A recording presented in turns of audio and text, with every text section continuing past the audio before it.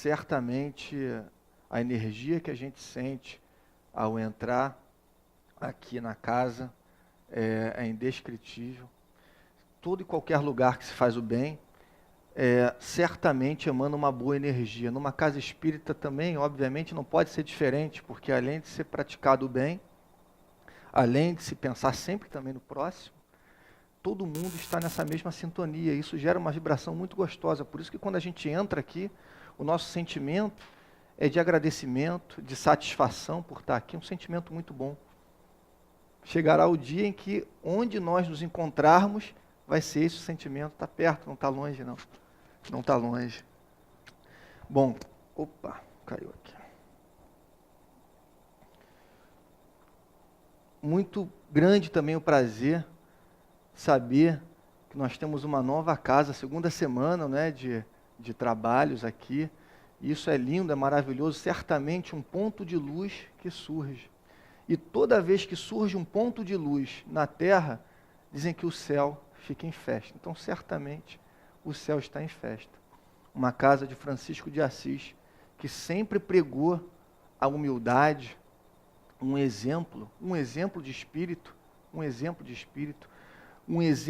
de amor, de caridade, de humildade, de superação.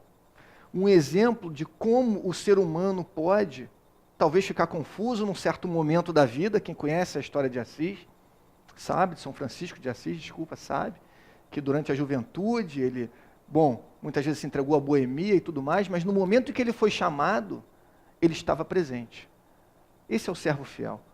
Caiu a ficha nele, ele foi chamado, e dali em diante ele esteve sempre presente.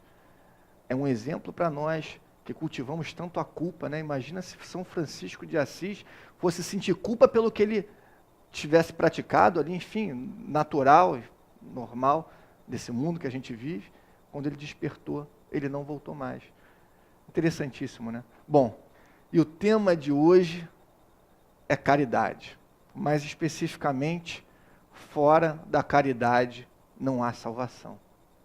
Capítulo 15 do Evangelho segundo o Espiritismo, que tem inúmeros desdobramentos. Não é um capítulo dos maiores do Evangelho segundo o Espiritismo, não. Mas tem inúmeros desdobramentos. E também não é o único capítulo do Evangelho que fala sobre caridade. O Evangelho todo fala sobre caridade. O Pentateuco todo fala sobre caridade. E o capítulo 11, amar o próximo como a si mesmo, fala em diversos pontos sobre caridade. O 13º também, não sabe que a vossa mão direita deu, a mão esquerda que deu à direita, vários pontos de caridade. E é um assunto que nos faz muito refletir, porque geralmente nós atrelamos caridade com um conceito que pode estar próximo, mas não tem nada de sincronia exata com esmola. Quando você pensa, o sujeito fez uma caridade, ele deu alguma esmola, ele ajudou alguém, não sei. Ele pode ter ajudado alguém e feito uma caridade, ou pode ter ajudado alguém e não ter feito caridade nenhuma. O primeiro ponto que eu gosto, quando a gente conversa sobre caridade, é falar da carta de São Paulo. A carta de Paulo, a primeira epístola aos Coríntios, ele fala sobre caridade. Nas traduções isso se perdeu um pouco até o sentido, mas os Espíritos trouxeram a verdadeira intenção de Paulo quando mandou aquela primeira epístola aos Coríntios. Começa mais ou menos assim, uma determinada parte. Ainda que eu falasse todas as línguas dos homens, e ainda que falasse a língua dos anjos, sem caridade, sem amor, sem caridade, eu nada seria. Então a gente já percebe, nossa, será que pela palavra exclusivamente a gente pode praticar a caridade? Não necessariamente, não necessariamente. Ainda que eu tivesse o dom da profecia e a perfeita ciência de todas as coisas, sem caridade eu nada seria. Então será que a profecia, né, a perfeita ciência de todas as coisas, é a profecia, e a gente pode ligar aí profecia diretamente, não sei, a um conceito de mediunidade, talvez, quando ele fala em profecia, dá para ter esse entendimento.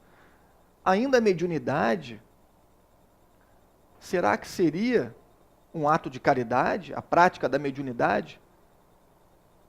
Paulo diz que não, e não necessariamente. Pode ser, mas não necessariamente.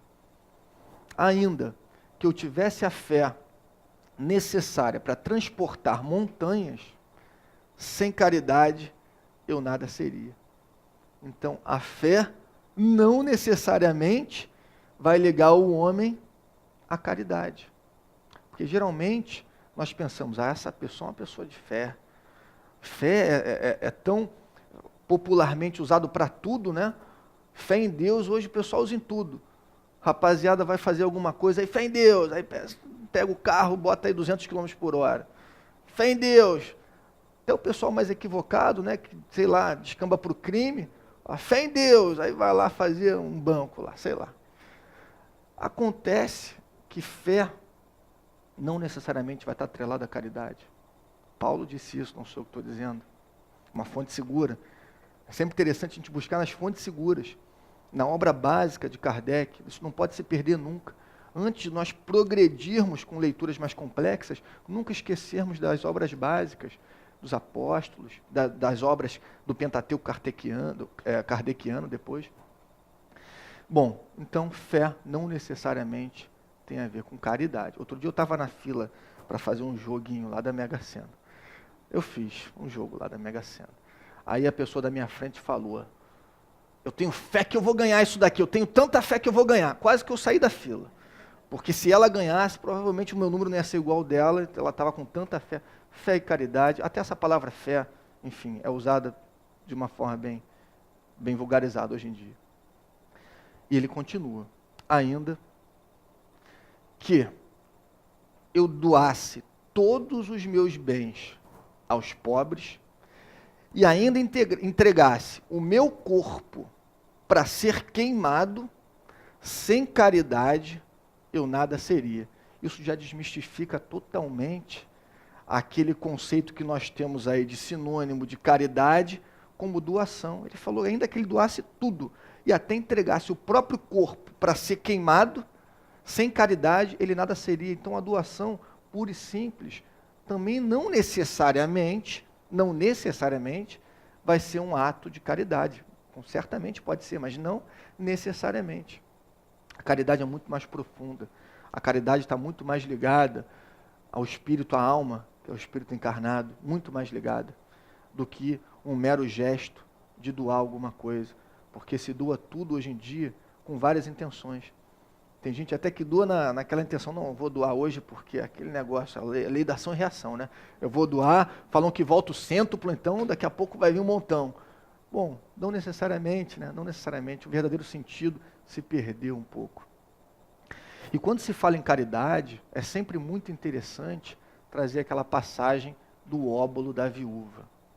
O óbolo da viúva expõe muito bem essa questão da caridade. Uma passagem muito interessante, que está no Evangelho de Marcos e de Lucas, também projetado no Evangelho segundo o Espiritismo, reproduzido e trabalhado por Kardec, o óbolo da viúva no 13º capítulo do Evangelho segundo o Espiritismo. Interessantíssimo. E Chico Xavier, depois eu vou falar no final, ainda dá um adendo ao óbolo da viúva, salvo engano, no livro Pontos e Contos, salvo engano. E como é que é o óbolo da viúva? Quem não sabe, ou quem já sabe, sempre vale a pena rever. Jesus estava na beira do templo, na porta do templo, e ele estava observando com os apóstolos, lá com os companheiros dele e tudo mais, as pessoas chegando no templo e depositando as suas oferendas no gasofilácio. O gasofilácio era o lugar de oferendas, como se fosse uma urna. Na verdade, a história nos traz que seriam 6. Cada templo teria 6 gasofilácios, onde as pessoas deitavam ali as suas oferendas. Então, de uma forma muito vistosa, os ricos chegavam lá, e aí paravam na frente do gasofilácio, e aí esperavam, né? Dava aquela esperadinha, vamos ver quando todo mundo começar a olhar, eu vou jogar aqui minhas moedas de ouro. Então chegava lá uma pessoa extremamente rica, olhava para um lado, olhava para o outro, pá, tacava lá. Chegava o outro também, cheio de ouro, olhava, tacava, saia com aquele sentimento, né, de caridade, eu sou uma pessoa caridosa, o reino dos céus vai ser para mim. E aí Jesus perguntava, olha só, Jesus perguntava, Judas perguntava a Jesus, Senhor, olha quanta oferenda eles estão dando, são pessoas generosas, enfim, que têm o intuito de ajudar? Falando, sim, certamente, é muito proveitoso, essa caridade é muito proveitosa. Perfeito. Nossa, Judas já pensava. Então, eles vão ter um pagamento muito bom. Olha a quantia que eles estão dando aqui, o retorno vai ser muito grande. Aí outra pessoa chegava lá, mesma coisa. Chegou lá num determinado momento, uma viúva puxou 2 moedinhas. E nos trazem os estudos históricos, que seria hoje, na verdade, na década de 2000, mas não deve estar muito distante disso, o equivalente, pelas contas que eles fizeram lá, a 1/6 de centavo, cada moeda. 1/6 de centavo. E ela pegou ali 2 moedas de 1/6 de centavo e tacou ali. Notava-se a cara de deboche das pessoas. E Judas perguntou. Judas, que era um homem de comércio, né, antes, perguntou. Senhor, o que, coitada, essa pessoa vai ter? Porque todo mundo contribuiu muito e certamente vai ter muito retorno.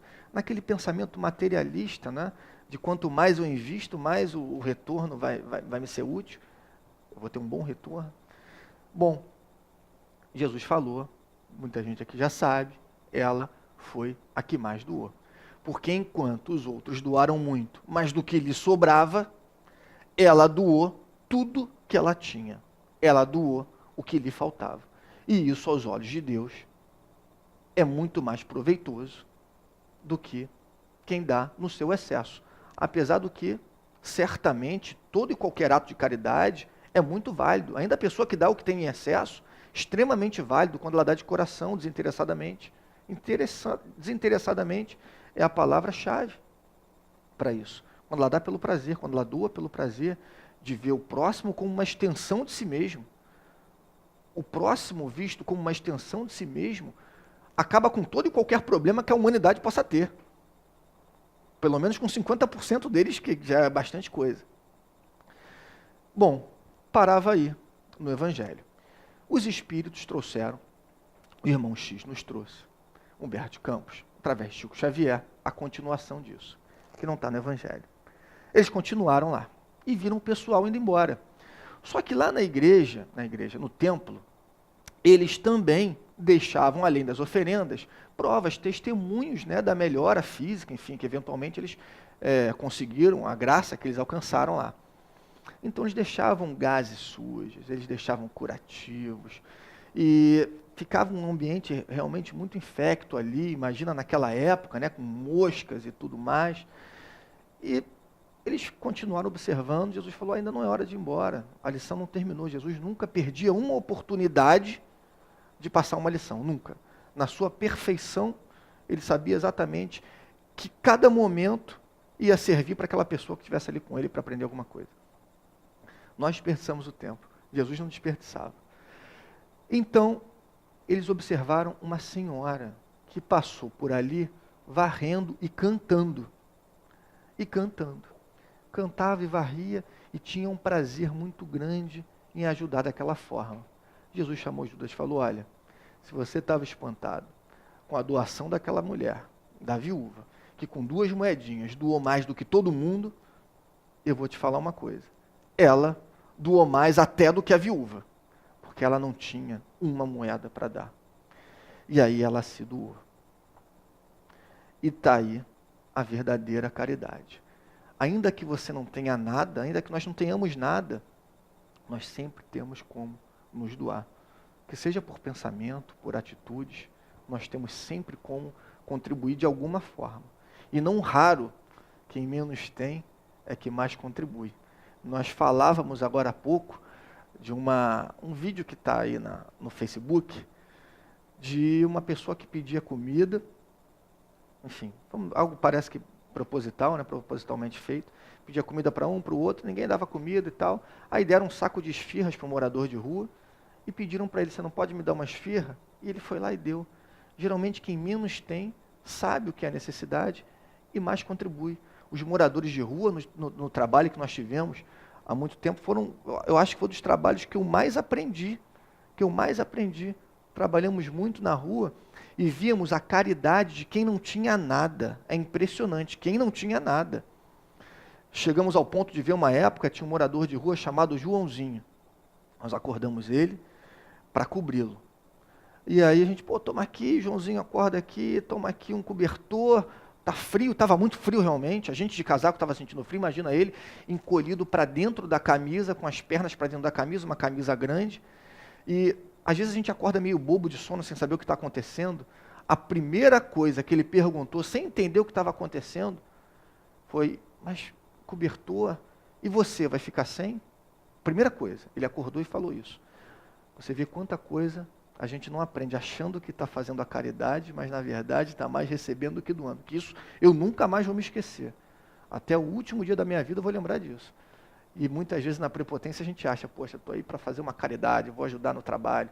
E a gente está recebendo mais do que doando, certamente.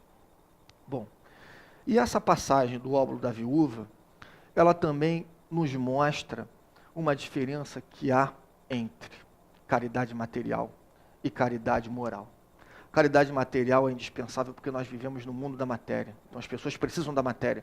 Elas precisam comer, elas precisam vestir, elas precisam se educar, para isso precisa de livro, caderno, caneta, precisam. Então a caridade material é indispensável, não tem jeito. Agora, uma outra caridade que está ao alcance de todos, tão importante quanto ou mais importante do que a caridade material, é a caridade moral. O Evangelho traz bastante isso para a gente. Traz isso principalmente no capítulo 11, 15º também, mas principalmente no capítulo 11.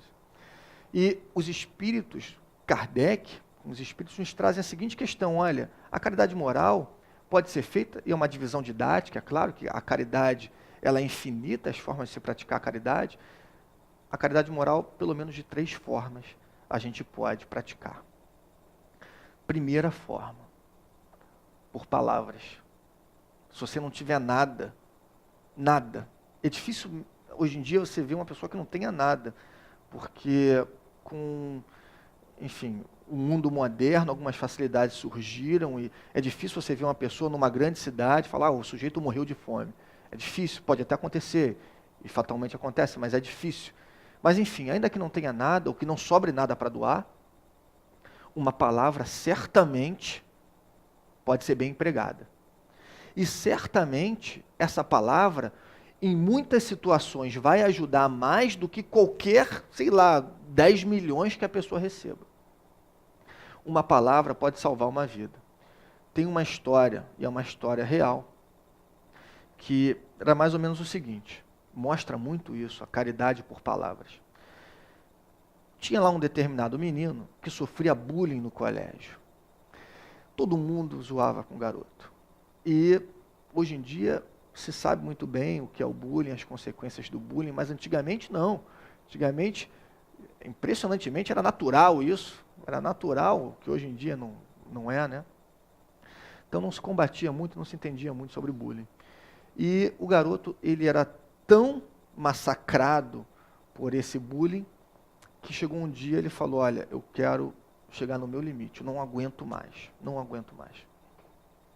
Ele estava passando por um corredor do colégio, o sujeito, mais uma vez, empurrou ele, que não sei o que, 4 olhos, aquele negócio de criança, nem sei mais como é que surge essas coisas, mas de repente, antigamente chamavam de 4 olhos, não sei o que, papapá, e ele começou a chorar, pegaram os cadernos dele, chutaram, não sei o que, ele começou a chorar, e ele ia para casa se matar. Estava decidido, dessa vez, ele ia se matar.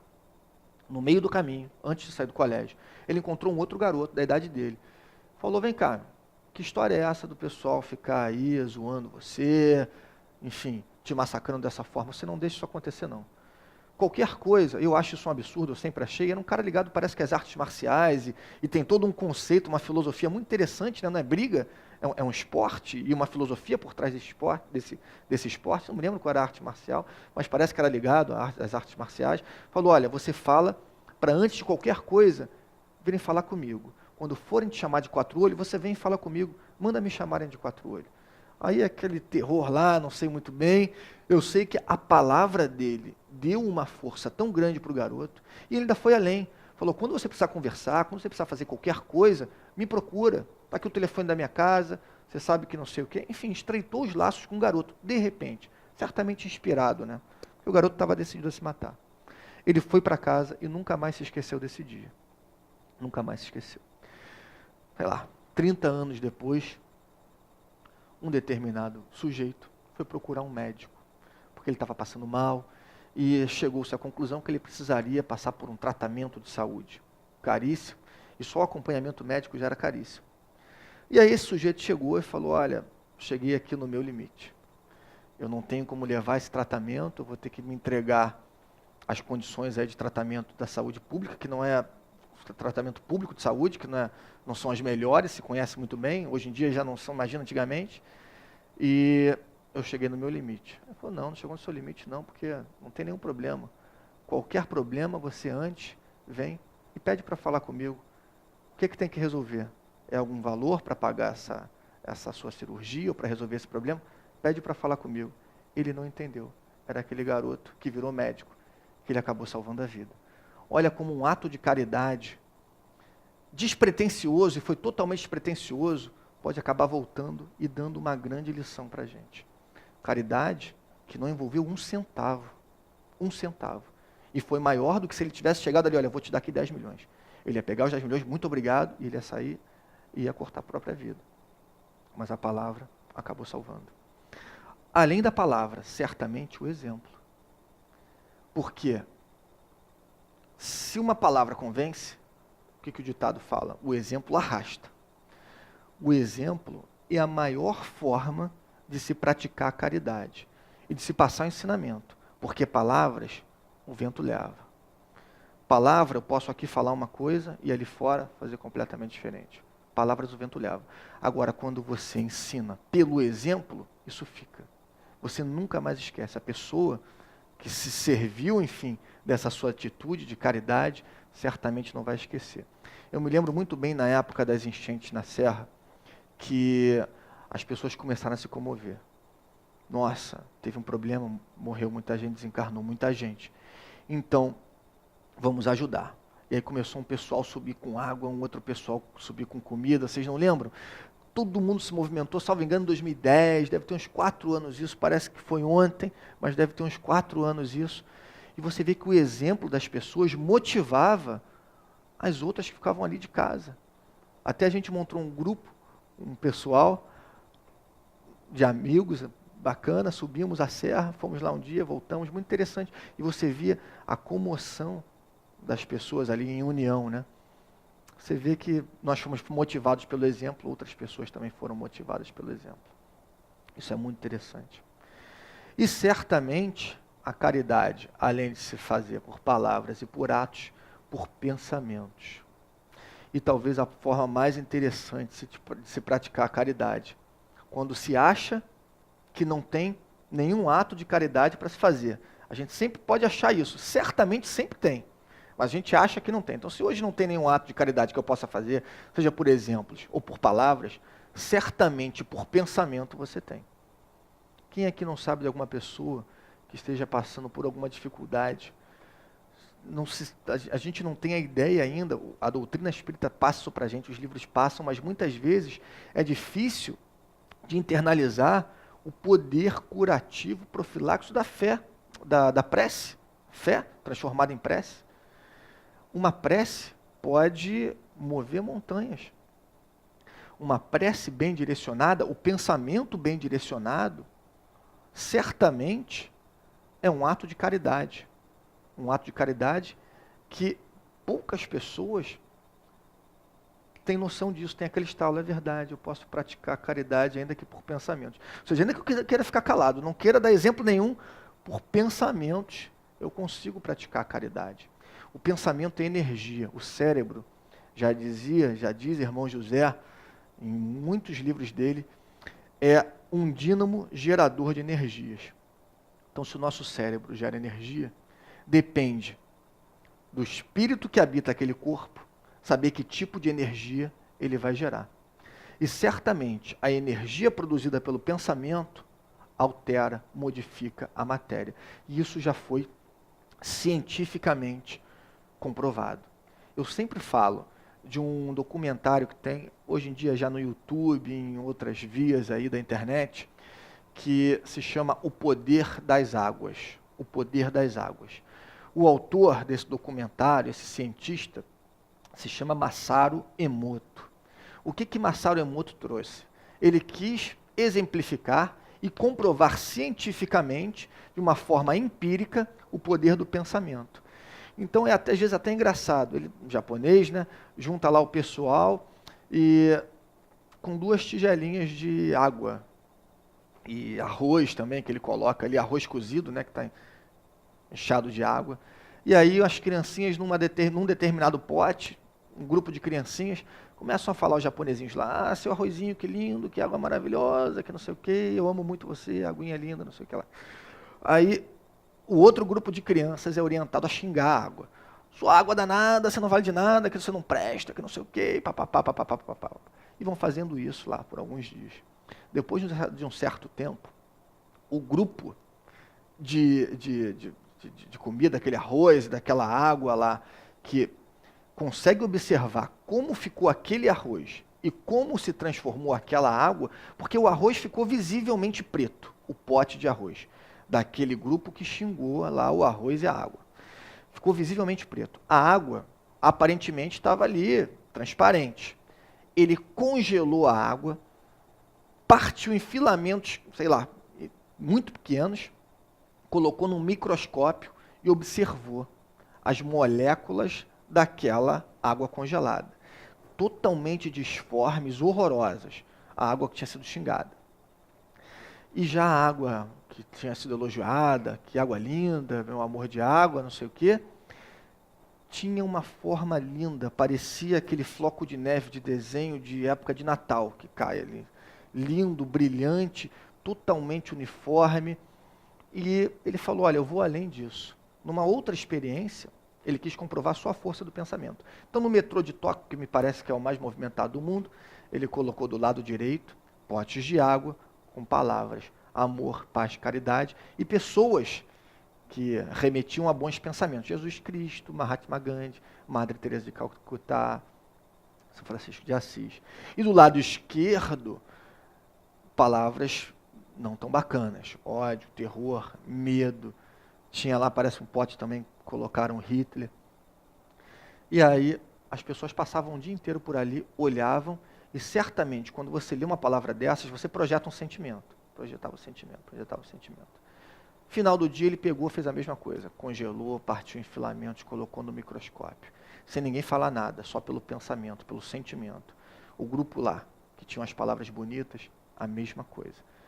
Flocos lindos, moléculas lindas, e já o outro grupo, a mesma situação, só no pensamento. Para nós notarmos como o pensamento influencia, e pode influenciar para o bem, mas também para algo que seja negativo.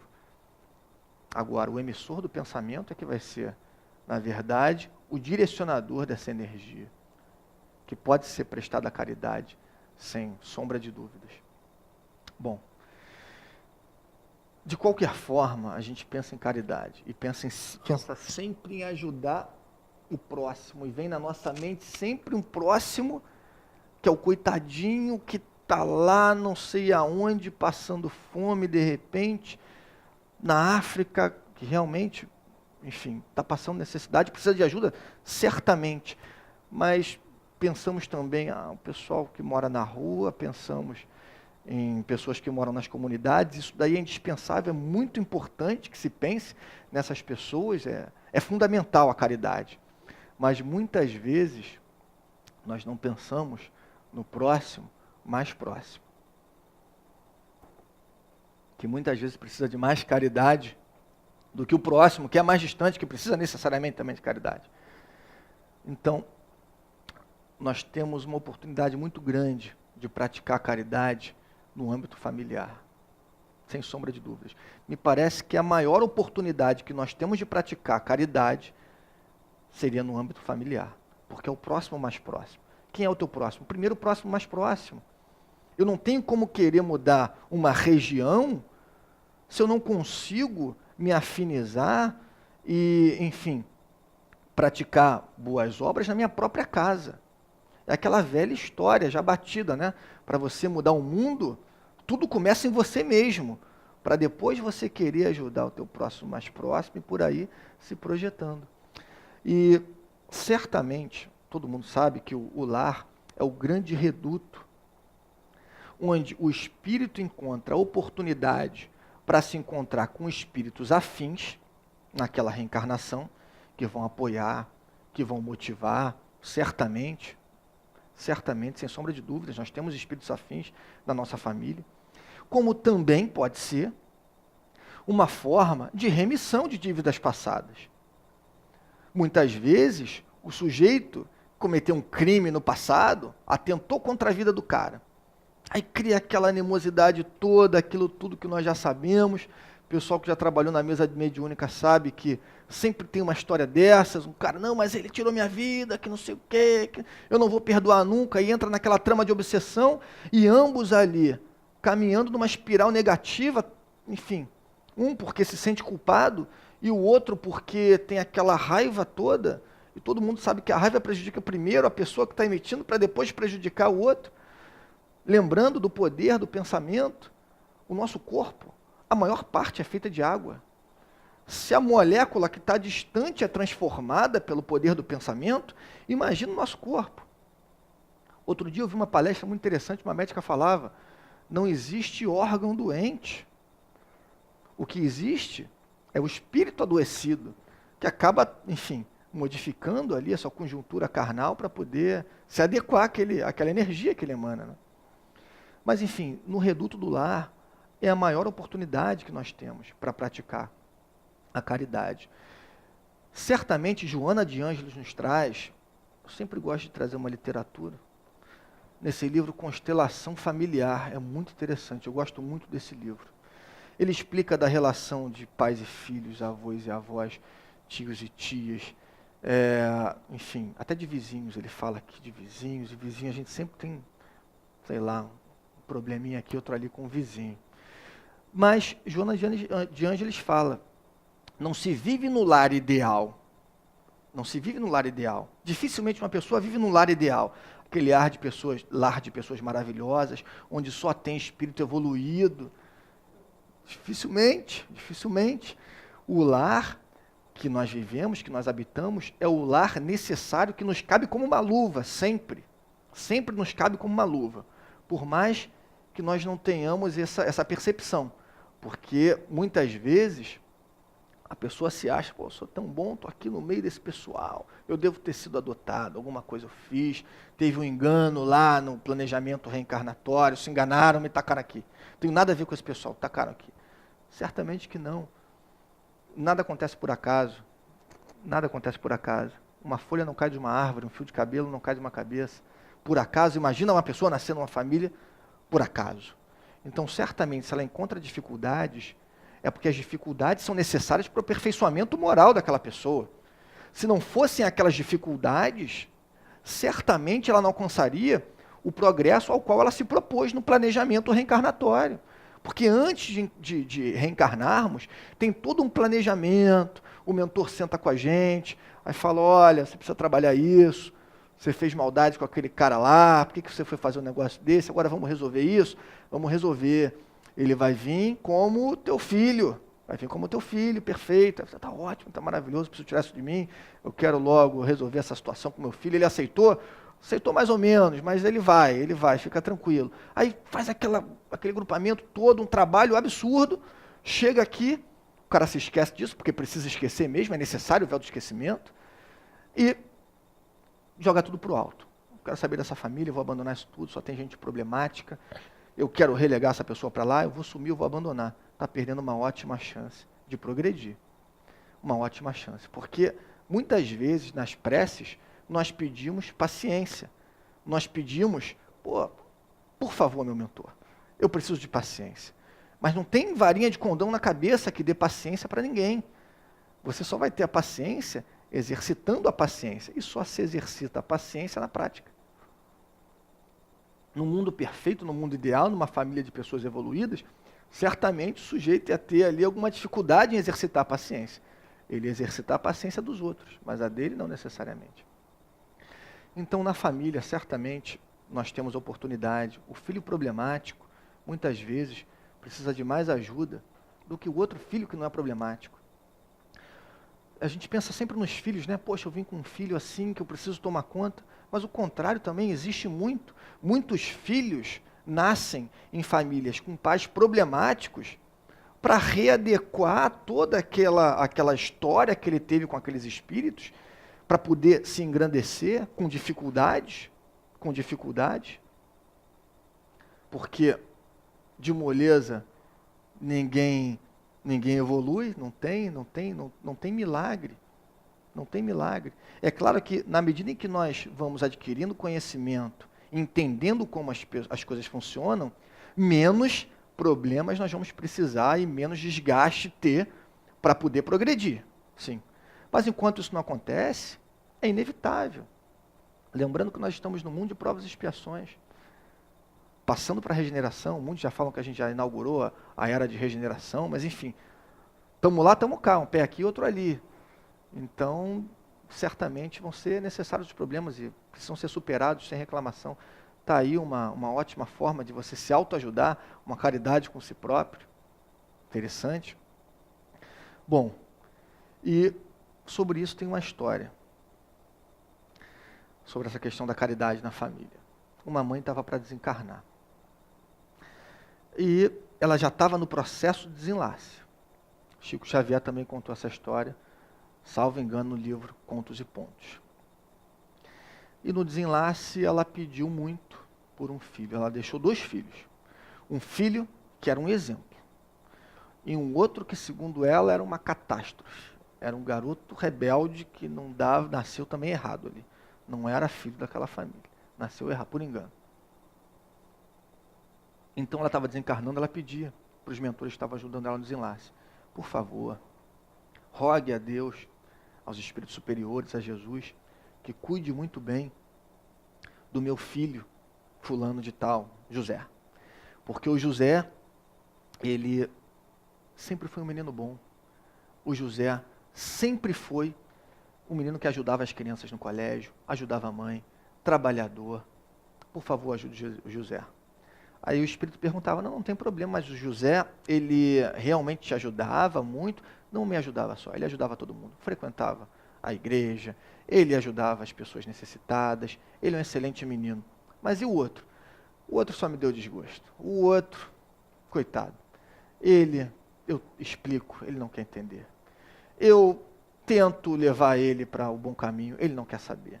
Ele cria problema para o José, o outro, sei lá, o Marcos. O Marquinho é muito mal. Ele não se adequa. Ela fala, mas ele é problemático assim mesmo? Ele é muito problemático. Aí o espírito falou, olha, então realmente não é hora de você ter o seu desenlace. Por quê? Eu sabia. O José ainda falta um pouco para se criar, ele ainda não é adulto. Aí o espírito falou, não, o José está muito bem, deixa ele tranquilo. Você vai voltar porque o teu trabalho não terminou com o Marquinho. O duro trabalho é agora. Então a pessoa não desencarnou. Tem esse conto lá no Pontos e Contos, até que ponto é fantasia ou não, mas é muito interessante para que nós possamos refletir sobre isso. Certamente, naquele espaço ali familiar, no qual nós vemos uma pessoa que realmente pode ter algum tipo de doença psíquica, ou física, ou, enfim, o caráter ainda por moldar melhor, é ela que mais precisa de apoio, de consideração. A caridade, ela tem que ser feita na medida certa. Na medida certa. Quem precisa mais, obviamente, vai ter uma necessidade de uma maior atenção, de maiores ensinamentos, enfim. E na família, certamente, é o lugar apropriado para nós exercitarmos a nossa caridade, também na rua, depois, e por aí vai. Nunca é demais. Caridade nunca é demais. Bom, gente, Queria agradecer a presença de todo mundo, o convite, e desejar aí um excelente final de palestra para todo mundo. Muito obrigado.